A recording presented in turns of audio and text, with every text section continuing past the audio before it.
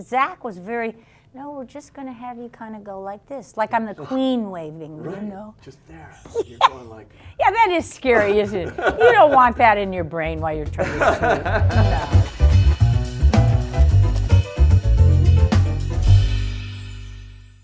My name is Glattis. It's so nice to meet you. Oh, I absolutely love this house. Look, a giraffe in a green Chinese that's original in there, I bet it is. Oh, I just love this kitchen. Clean white cabinets. How I'm envious of that. Now listen, I know that it's inconvenient, but I really needed to speak to you about our conversation yesterday. Oh. Marcus, get her a glass. A bowl, please. A bowl? Yes, a bowl. It's a peculiarity of mine. I don't even try to rationalize it anymore. A bowl of water. Okay. Thank you. I wanted you to know that I talked to Alex's father, who's very ill, as I said. But the good news is he's more than happy to come in Monday, sit down with you, and clear everything up. Now, I appreciate that, but really isn't necessary. So there's no need to contact the authorities, right? That's, sure, I guess not. I mean, you haven't contacted them yet, right? Gladys, I'm really gonna have to insist that you are... Is that my ribbon? You haven't contacted them, right? No, I haven't. What is this? Oh my God! Whoops, look what I did. Oh my goodness. Why did you do that? Well, it was an accident, of course. Wow, that's really bleeding. Terry, go get the alcohol in the first Okay. aid kit. Oh, no, that's nonsense. Could you get me a rag, sweetie?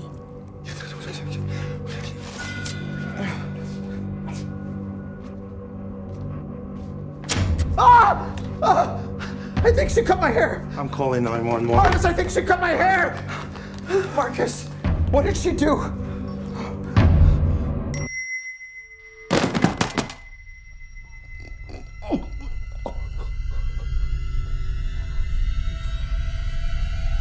Marcus? Marcus?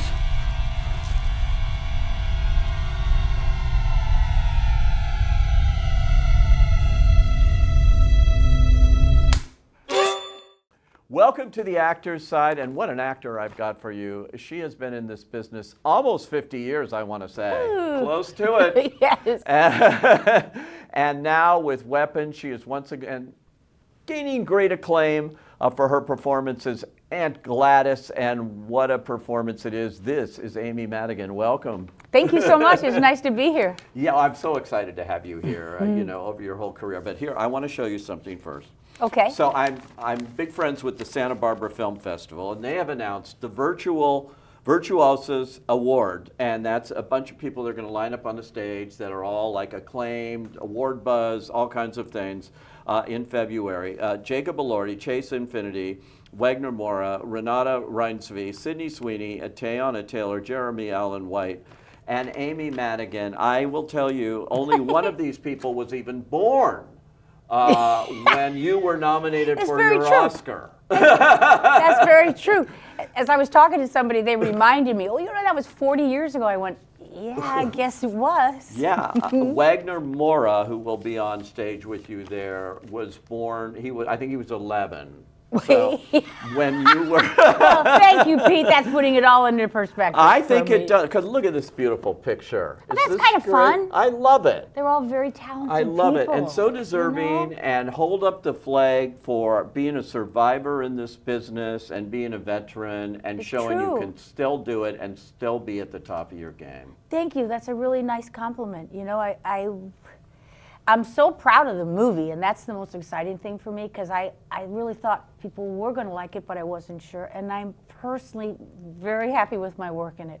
Oh. So it's nice that people are responding. What's like not yourself. to be happy? I was starting to tell you I saw the movie without knowing anything about it to go in and review it, and I'm watching the whole thing.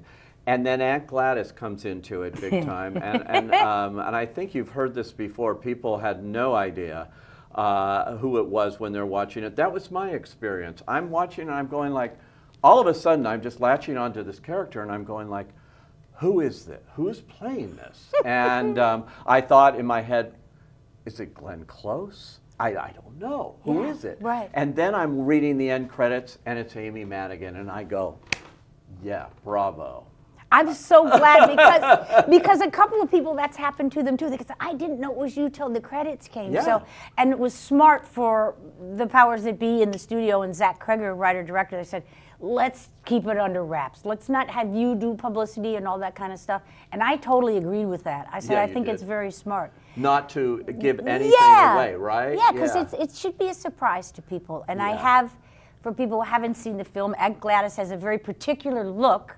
Yes, And she is someone that if you were on the subway or walking down the street, you'd kind of go like that and say, who is this person? Which, if I could just say, I had a great team of people that I worked with hair and makeup and prosthetics and costumes. And it was just exciting to create a character from the ground up, somebody really different and unique. Have you ever done a role? You've done so many. I could stay here all day reeling off all you've done on stage, screen, and television over the years, but have you ever done a character like this or remotely like this? No, I haven't. I haven't, and that's one of the things when I read the script before certainly I was cast in it, I said, oh, I love this woman.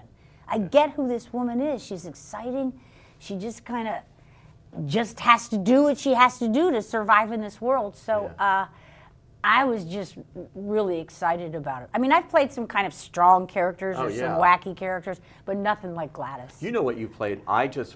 We watch, my wife and I, ever since the pandemic began, we watch movies, especially on the weekends, classic movies. A classic, based on whose ever birthday it is or the day they died. And I get a list, and I've got like thousands of DVDs and things. And we just watched, literally 2 weeks ago, Uncle Buck. It was John Candy's birthday. It might have been a week ago. Yeah. And there you were. And I remember, oh my God, there's Amy Madigan. And it's so good, too. That was a fun role. Oh, John Hughes' film was great, and John Candy. And now there's a lot of press around him because of the documentary. And which is why my wife chose that one, because she had just watched the documentary and they had wonderful scenes from Uncle Buck in it and everything. We had such a good time. He certainly went way before he should have, but I mean, that was a great experience to make that movie. And funny, and you know, Gabby Hoffman was in that movie when she was a little girl. That she was also in Field of Dreams as a little girl. And you played Kevin Costner's wife in that, obviously. So it's all kind of wound up in some way like that. That's fun to me. That was a hell of a time.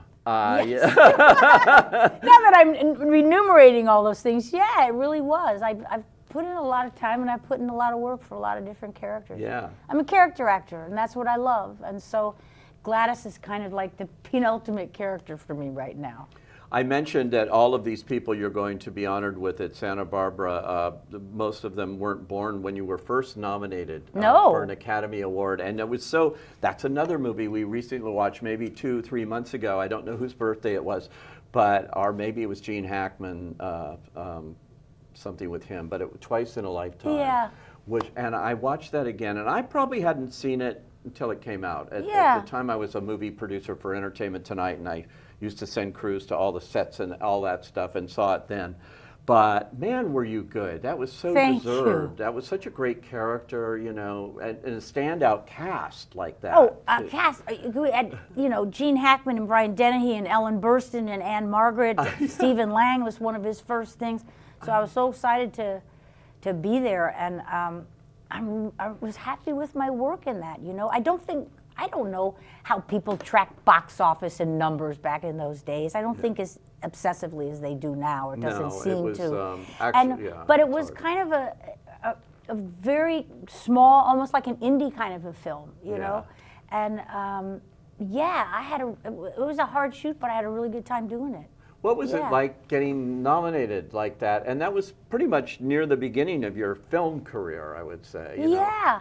Well, it was very different than how it is now. There wasn't. Well, now it's an industry, let me tell you. No, it is, and you know this better than I from the side of it. I mean, now that there's so many carpets and so many interviews, and everybody has a stylist, and you have all of these other people that are working with and for you. Yeah. But back then, I mean, people weren't calling me up like somebody like you and saying, "Oh, I really want to talk to Amy Madigan." They weren't doing that. Yeah. You know, maybe they talked to Gene or Ellen. I don't know, but it was just a very different thing. I was surprised, very surprised, and I was really happy. So it was fun. My husband Ed Harris and I, we went. And we had to go get our own clothes. We didn't have a stylist, you know. That's what you did. Yeah. Or at least that's what I did. That's what we did. Right. And we went and we were like, well, this is kind of fun. And look at, there's Yo-Yo Ma and there's that person. And, you know, it was exciting to see people. Yeah. So, but that was a long time ago. Now it's a machine, right? Now and it's a long haul now. It's like 6 months of a solid, Oscar season. Whoever thought up that it had to be that way? I don't know. You should know the answers to these things. It's sort of morphed into that with all these fall festivals taking on. Yeah, that's true. There are a lot more festivals now, and right? because people discovered those as a launch, Weapons, however, came out in the summer, late summer, and totally off that beaten track of how you normally would do that. Yeah, that's true. That's true. And I guess that was really smart for those guys to put it out then, but Zach was always like, this is a summer movie. Yeah. This is when it should come out. And it's a real tribute to it that people are not only still talking about it, they're dressing up as Aunt Gladys on Halloween. I mean, did you see a lot of Aunt Gladys? Oh my God, they're everywhere. Do you see the West Hollywood parade? Yes, but kind of everywhere, you know. My friend was a wonderful makeup artist. He was going to a gay club in this little, outside of St. Louis somewhere, and he walked in and the person who was handling the door was Aunt Gladys. So she's kind of living, I guess. I don't know. she's somewhere. I think she's still going to be living because they're talking about a prequel. There is a lot of talk, and Zach is, I have to defer to him. He's been very vocal about it and says, I've got a really good idea. Yeah. And we're going to do this. So now that it's in a conversation now, and Zach is very busy, which he should be. Yeah. So we'll see, but certainly if there's some interest that, I like living in Zach's brain, as I like to say. Yes. It's a very interesting brain. It's a hell of a thing, and you have such physicality. I know you've done this before in your career. You've had very physical kinds of parts and things. But this one, we want you to see the movie if you haven't seen it, but my God, what she runs through in the last third of this picture is unbelievable. Well, just say there's a long running sequence through many doors and windows and alleyways. Yes, chased by a bunch of little kids. Right. And I really was quite vocal and insistent. I said, oh no, I'm going to do the running. They had a stunt person. They had a stunt person for the very end of the sequence. But I said, no, I'm going to do this. And, I think, if I can say, I think a couple of the producers were a little nervous. And I said, oh no, I'm doing this. And Zach was on board with me. And we just did it. And I had so much fun.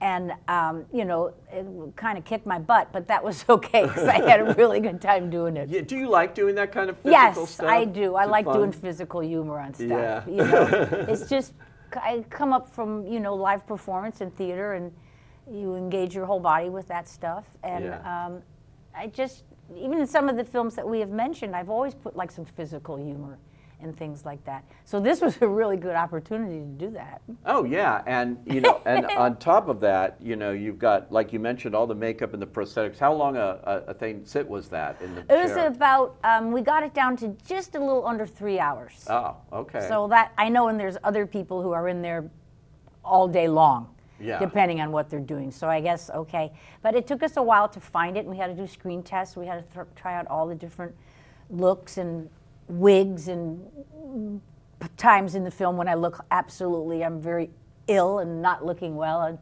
And that was an arduous process, but man, all those people are artists who do that work. It's such a great look. It's so iconic already in the annals of horror movies and things like that. That first shot that we see of her, or one of the first, from a distance, you just sort of see her there. Totally haunts me. It's like, who is that? Yeah, just there, but not close up, none of that. No, and that shows it works. Yeah, I'm so glad to hear that observation on it, because Zach was very, no, we're just going to have you kind of go like this, like I'm the queen waving, Right. you know? Just there. You're going like. Yeah, that is scary, isn't it? You don't want that in your brain while you're trying to shoot. No, you don't. What do you think once you got the full makeup on and you look in the mirror? Do you suddenly feel, okay, I've got this character? Oh, yes, very much for Glattis. Very much. I mean, I did work on my own and all of this, and Zach and I talked. We spent a lot of time, you know, with the team working on that stuff. But I just knew once in pieces I started seeing it and feeling it and putting on the clothes, I said, oh yeah, I know exactly. Yeah. It was very clear to me who Aunt Gladys is. Very clear to me. Yeah. And that's not always the case, you know? No, I know. Yeah. And it can be like so over the top, it doesn't work, you know. True, and like I've that. been guilty of that in my life as an actor, sure. Yeah. We all, I mean, yeah, you just are, and then you go, oh, reel that back in. That's not good. No, and it was so, you know, you believe her, she comes in, you're totally, okay, eccentric Aunt Gladys. Like, Yeah, okay. you know, You're like, okay, she's kind of wacky, but whoa, and Yes. she's the key to everything here. How you holding up? My cousin Lanny, I think you met her one time. She's got 2,500 acres up in Montana, big spread. And, says she could use a hand up in calving season, maybe longer if things work out. Save up to rebuild the place. Can't get no work here? Well, they set me up with some work in the highway department. You know, that old dirt road up by 50. I mean, that's not who I am. So, You told Ruby yet? Montana. Yeah.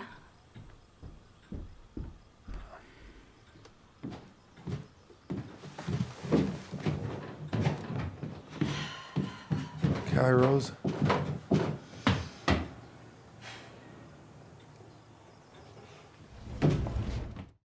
This is not your only movie this year, because coming out this fall is another movie I reviewed without knowing a thing about it, out of the Sundance Film Festival, which was Rebuilding. did you see the film? Oh my God! I reviewed it for Deadline, and Oh, you did? I at didn't the know time, that. I'll yes. have to pull And that I- review up. I was very moved by it, and your performance in it too. Thank you. And completely opposite of Aunt Gladys. You are just a kind soul and a strong anchor, I thought, in Yeah, your scene. it's a really beautiful film. I think it's independent film in its best, and we need it because those are new voices and they're unique voices, and they need to be out there. And so I'm glad that you pay attention to that. Oh yeah, and it You came know. from producers of Nomadland, the That's Oscar-winning right. film, and with Josh O'Connor. And Josh is great in it, you know, and he's kind of great in everything. But what a nice man. Is it? Yeah. Yes, and so talented. Megan Fahey's in it, playing a very, very different part. Yeah, very so different. yeah, it was nice. And I was looking at it at the time I saw it. The fires had happened, and here is a story about people losing it all That's right. in a fire. And I'm looking at that, and then you lost your house in the Palisades Fire And yes, after you had been in this movie. yes. Ed and I live in a little cul-de-sac street in Malibu that we've been there for 42 years in that house. So we had 2 houses on the property, and they're gone. Oh. And we had fought 8 different fires on that property successfully with fire hose and water and Over the Jenny years. and all that. But this was different. So it's it's still very there, Yeah. very there. And But you're going to rebuild? yes, we are. Yeah. We are. And we've lived in 3 or 4 places now. We're renting a place now. Yeah. Because we need to get that insurance money and put it for the rebuild, And I know many people are in the same situation. It hasn't gone away. People's lives have been irrevocably changed. That's the power of film, though, because Yes. I thought this picture, Rebuilding, at the time I saw it, gives you hope. It does, for doesn't it? humanity. Yes. And all of that. And it's important to have that out there so people can see that. That's what cinema can do, too. I know it. And if I could just say, the state of the world in general, we need to have some hope with Yeah. some situations, exactly. And that's why film and music are so incredible, because Yeah. they really make the case that, you'll get through it. You say music. you started out as like an alternate rock kind of. I just That was your career for a while. Yes, right? for In a LA lo- in the 70s. for a long, long time. Yeah, I grew up in the in the Midwest, and I played music. I went to Marquette University in Wisconsin, so I played music in the Midwest, and drove my Volkswagen out to LA with a guitar player, and just started woodshedding and playing. And I played with many different great musicians and many bands and all sorts of things. So that was my woodshedding time. I knew how to be on stage, and I knew how to tell a story, and I felt comfortable up there. So when I kind of made a turn to just devote it to acting, I felt confident that I could do it, you know. And I had a couple of opportunities that thank goodness, I had to earn them. But it's hard for people coming up. Oh, It's yeah. it's really it's hard for people to get an audition. And I actually got to go into a room with people and present myself. Sometimes I stunk when I did an audition, but you sat across from someone like this, and that's kind of a lost art, It's important. Yes. And now it's self-taping and hoping that they're even watching your tape. Exactly. And you don't even know. You don't know. No, you don't know. And I think well, boy, if I didn't get into the room with somebody, I know that happened like with that big movie, Field of Dreams. I finally had to get into that room with all those people a couple of times, and with Kevin to say, here it is. Yeah. And that's so great. That's still one of Yeah. my favorite movies. It's one of so many people's favorite movies. I know Field of people's Dreams. grandkids are seeing it now. I'm very proud of that movie. That's Phil Alden Robinson, and the cast. Am I kidding? Oh, Burt Kevin Lancaster. Costner, Burt Lancaster, James Earl Jones. God. I mean, it was like, oh wow. Yeah. Gabby Hoffman. And Gabby Hoffman. Once again. All roads lead to Gabby I know. Hoffman. I would like to work with her. I would like to work with her now. That She's would fabulous, be fun. by the She's way. Yeah, great. she's growing up to be. She's great in everything. Yeah. And she's just the coolest person. Oh, that's so cool. I mean, I'm not really friends with her or anything, but I'm putting this out. Yeah, I'd like to work with you, Gabby. I would like to. Again, well, you know who you also work with a lot, and I have interviewed your husband on a few occasions. Yeah, you've interviewed Ed. Yeah, I once at the San Francisco Film Festival, and the guys in the audience came up to him afterwards, and a movie came out of that. The Miller appearance. Brothers. Yeah, Yes, yes. I'm even in that book they wrote about that experience. That's right. Of that. And that was all because I was interviewing Ed Harris. I know it. Isn't that weird? how things work like that? And to this day, we are best friends with the Miller Brothers, and they have a very exciting career, Yeah. selling scripts and writing. And Yeah, they were so nice. Taking They- Home, which is a truly independent film. Yes. It's so well done. It's so beautiful. Robert Forster's in it with Ed, and Yeah. it just breaks your heart. I loved And it. it's a story about their dad. Yeah. And those guys were so sincere. It's another way you can say, look, you never know how you're going to get noticed No, you in don't. this business. You don't. And, I know. And they did. But Ed, you've made many movies with him too. Yeah, we've had a really good time working together. I hope we get to do it again. Yeah, I bet you will. I think we will. We've been trying to get a couple of things off the ground, and like most things, we just need a little more money. Just need a little bit more. But, hope springs eternal for something like that. Pollock, which he produced as well. And wrote and directed and and starred and Oscar yikes. nominated, and actually won an Oscar for Marcia For Gay Marcia Harden. Gay Harden. Well Yeah. deserved. And you were great in it as well. So, Peggy Guggenheim was a character. Yeah, she was a great character. Yeah. I know. She was really fun. But that's how you have to do it sometimes, I guess, in these kinds of things. You were nominated, you won a Golden Globe for Roe versus Wade. Yes, And you played the lawyer yeah. in that. Could you imagine at the time, and you were nominated for an Emmy, that Roe versus Wade would turn out to be history at this point? No, I really couldn't. I don't think it was just naivete. I mean, this is an issue that I've worked on since I was in high school. Right. And now here we are. And brought it to life as a lawyer involved in that famous In that case, yes. And everyone thought, oh, it's fine now. And It's settled law, and it's like, no, it's not. it's not. You know. Nothing's safe. No, it's a frightening time for people and their rights, and I don't see it letting up. No. Myself. hopefully some of the projects you get going will have something to say about the world right now, because I think it's important. Yeah, right? I do, don't you? Yeah, absolutely. Yeah. You know, and to use your It has voice. to be a reflection in some way of what's going on. Yeah, you know. Yeah. What I'm so happy about to see is that people have rediscovered you. You know, for a while they go like, oh yeah, her. Yeah, where is she? You know. That's what I get. I'm telling you, if I go to the airport and someone will go, oh, you used to act, didn't you? You know, and you just stand there kind of, your head kind of goes like this, you know what I mean?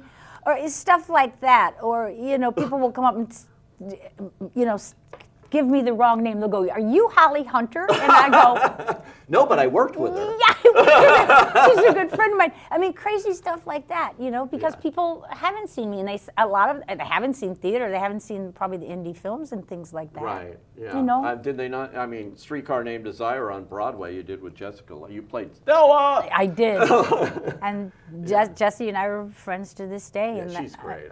You've interviewed her. I loved. I had a wonderful interview with her. She's so fantastic. And you know, she's just an amazing. But you know what? She told me she's got this movie. It's made, Long Day's Journey into Night. Ed plays her husband in it. Ed's in it too. Great. Yes. And she's Eugene O'Neill's Long Day's Journey into Night. And they are still having a hard time. They have it. They have it in their pocket, and it's maddening. Isn't it frustrating? When you have that level of talent, and this was over a year ago when she was telling me about it when I was interviewing her.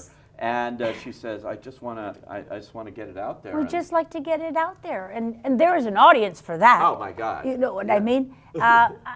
I don't understand it. You know what I mean? I really don't. I mean, we've all kind of had our theories and summations and getting angry and all that kind of stuff. You know. You know, but I know Ed, and I've heard him quoted on this. He always told you something's going to come along. There's going to be something. Is that right? Did he give you that kind of? He did, and I don't think it was just being a great supportive husband.